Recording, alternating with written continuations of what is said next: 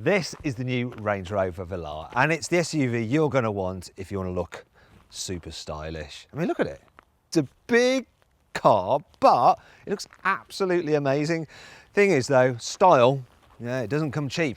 So the Velar starts at £45,000, but had some options, upgrade the engine, and it soon mounts up. This one, this V6 diesel with all the kit on it, £75,000.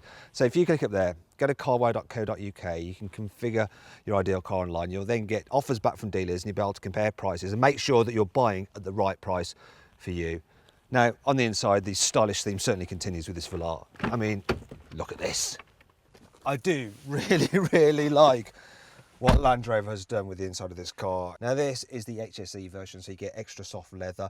You also get leather on the top of the doors and on the top of the dash, so it does feel very premium in here. Also, it's the R Dynamic, and that adds various sporty bits of trim. I mean, look at it, it's just lovely. It's absolutely glorious. Another thing I need to show you though is the dual screen system you have here, which is pretty blooming unique, and I do kind of like it. So as you saw then, it tilts towards you when you turn it on, and you control most of the normal infotainment functions on this top screen here. So you have your Bluetooth, you've got your media, you've got your navigation up there, and your camera surround system if you've got it selected as an option.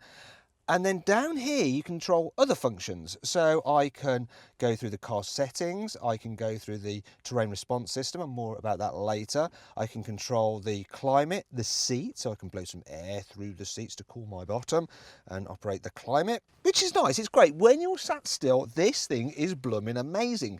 The problem is trying to use it when you're driving. So if you want to go from the vehicle setting to control the climate, you then have to press this button, you then have these dials then operate certain functions, and it's all a little bit awkward to use, and you're having to take your eyes off the road and look down there, which isn't ideal. Now if you want more information on this car's infotainment system, click it there to watch my in-depth video review of it. In terms of the rest of the cabin, well, some of the plastics like here, a little bit cheap feeling. Down here, once again, doesn't feel like a car that costs this much in certain places. Now you might be thinking, why the heck are you touching down there? And that's because you might want to use the door bins, and thankfully they are good. Look, you can fit a large bottle in the door bins. The glove box is a reasonable size. Other cubby spaces, so there's a little bit of storage under here, not too much, but there are some USB inputs there and a 12-volt socket. You have a cup holder here, which looks normal, and then there's a square one, and I'm wondering, a square cup holder thing? And I figured it out. It's for your super trendy coconut water. Look, it's perfect. It's like it's been designed specifically for it. Probably has. And then there's another cup holder just under here. You press the Land Rover button. Most models come with this digital driver's display. You can cycle through different menus. You can change through different views as well, depending on what you want to see. Though I think that the system that you get in an Audi Q7 is just a little bit easier to use. Now let's move on to the back. This particular car is fitted with the optional rear entertainment system. Bizarrely, you control it with this remote control, even though the screen's just there. I mean, this is where you want a touch screen. Why didn't they do that? A touch screen like you'd have in an airplane. Speaking of airplanes, look, you've got airplane style storage folders there. The rear door bins, they're a decent size, and in these ones I've got the headphones for the rear entertainment system. They're quite nice actually. In terms of other cubby spaces, basically all you've got left is this here, a couple of cup holders. Now in here there are the connections for the rear entertainment system and a couple of USB inputs there, though you can charge mobile phones down here if you want to using that 12-volt socket, and there's controls for the rear climate control system here as well. More important though is how much space there is back here. So if you look, you can see I've got plenty of room. Headroom's really good, knee room's really good as well. But there is one problem. The runners for the seats in front eat into the footwell, so you don't actually have all that much room for your feet. And if you need to carry three in the back, the body of this car is quite wide, so there is a bit of shoulder room for three people. The issue is that the centre seat is quite narrow and quite raised up. So it's not the best for the person in the middle. But overall, space in here is pretty good. Though if there is one problem, it is that somehow it just feels a little bit dark and dingy in here. SUVs can be quite light and airy in the back, but this one, not so much. Partly because the windows aren't actually all that deep, and that's because of this car's like sloping look to make it look cool. That's style for you, isn't it? Thankfully, the car's sleek design has not affected practicality in terms of boot space. Obviously, the Velar gets an automated tailgate. There's no load lip to lift stuff over, so it's easy to slide things out. Now you might be thinking, wait a minute, look how high this boot is. That's going to be really, really difficult to lift heavy things in. Don't worry, this car's on air suspension. If I press this, I can lower it. And you don't have to lift things quite so high. That's much better. Now I'll just move this load cover out of the way and remove it entirely, which is quite easy to do. Some of these can be an absolute pain and really heavy. This one's not. It's dead easy and nice and light. Now you'll see you've got a huge boot there, and what I can do if I want to carry longer items but still carry 2 rear passengers, I can fold down this centre seat. If I want to put down the other 2, I just pull these levers, all dead simple to do.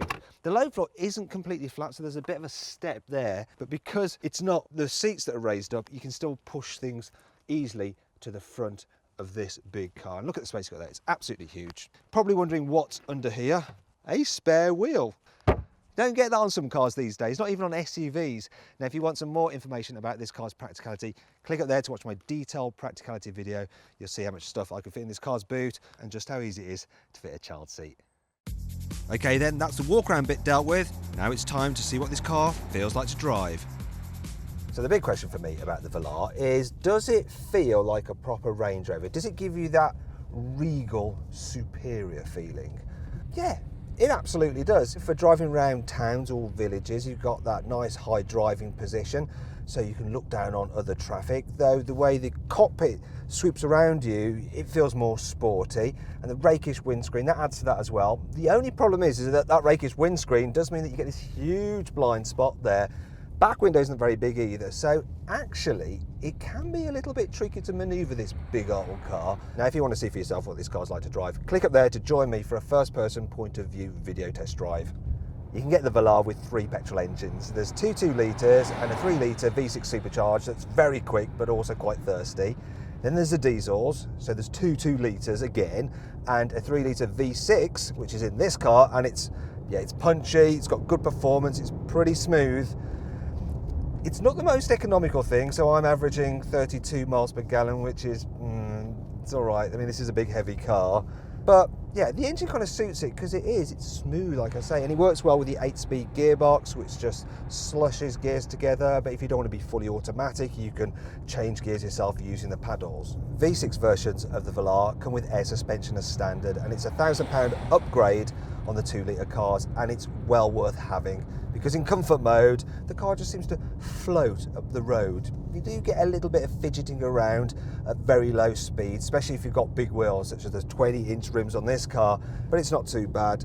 And then when you head out onto the motorway and pick up speed, the car does feel nice and planted, and it's very relaxing to travel in as well, so it's nice and quiet. The only thing you really notice is a bit of wind from those huge door mirrors. Land Rover claim that the Velar is the sportiest Range Rover, but let's be honest, that's not really saying much now, is it? Range Rovers aren't renowned for being particularly sporty. Now, I can put the air suspension into dynamic mode, which stiffens it up a bit, and yeah, it goes around corners all right. It does, it grips the road as well as you need it to, but it does still feel a little bit ponderous and heavy, and if you want something that's genuinely sporty, an SUV, then you want to look at something like a Porsche Macan or an Alfa Stelvio. Now, one of the good things about this being a Range Rover is that if you want to take a shortcut across a field, then you absolutely can. Here, yes, and then you can use the terrain response system, put the car into off-road mode. If you've got the air suspension, it'll raise it up, give you some more ground clearance, and it's even got a sort of cruise control for low-speed off-roading, so you don't really have to do anything. Oh yeah, this is the life. Now then, it's time for the carwow 5 annoying things about this car. The menus for the digital driver's display are very, very confusing. Also, so is the control system. So you can use it by pressing buttons like that, but this pad is also touch sensitive. So sometimes when you brush it, it moves, and sometimes it doesn't always work. It drives you mad! The touchscreens quickly get covered in greasy fingerprint marks, which you really notice when the displays are off, so you're forever trying to keep them clean and failing. This big centre console intrudes slightly into the footwell, and that means you can't have your left leg quite as far left as you'd like to for maximum comfort. It just feels a bit awkward. Entry-level versions of the Velar do not get leather seats, and they don't get satellite navigation, and that's outrageous at this price. If you need those, you want the S version, but if you want that digital driver's display, you'll need to step up to the SE. And if you want lumbar support on your seats, you need the 20-weight electrically adjustable seats, and they're only standard on this range-topping HSE.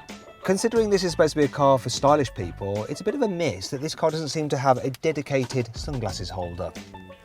I'll just put them there. Thankfully, this car has plenty of cool features, which helps make up for all this. Here's 5. Darling, if you'd rather not have your Velar seats covered in dead animal, you can get a vegan-friendly fabric covering instead, which is actually made from recycled bottles for some added eco-friendly smugness. Bravo. The door handles remain flush with the car until you go to get in. Cool. Actually, I'm not really cool. The top level Meridian sound system has 23 speakers in total. I mean, even in this door, there's 1, 2, 3. Sounds epic. If you want, you can alter the angle of this screen just as you like it. So if you want, you can put it nice and flush with the dash. There you go, it's neat. The reversing camera has its own little built-in jet wash to help keep it clean. And now I'm soaked.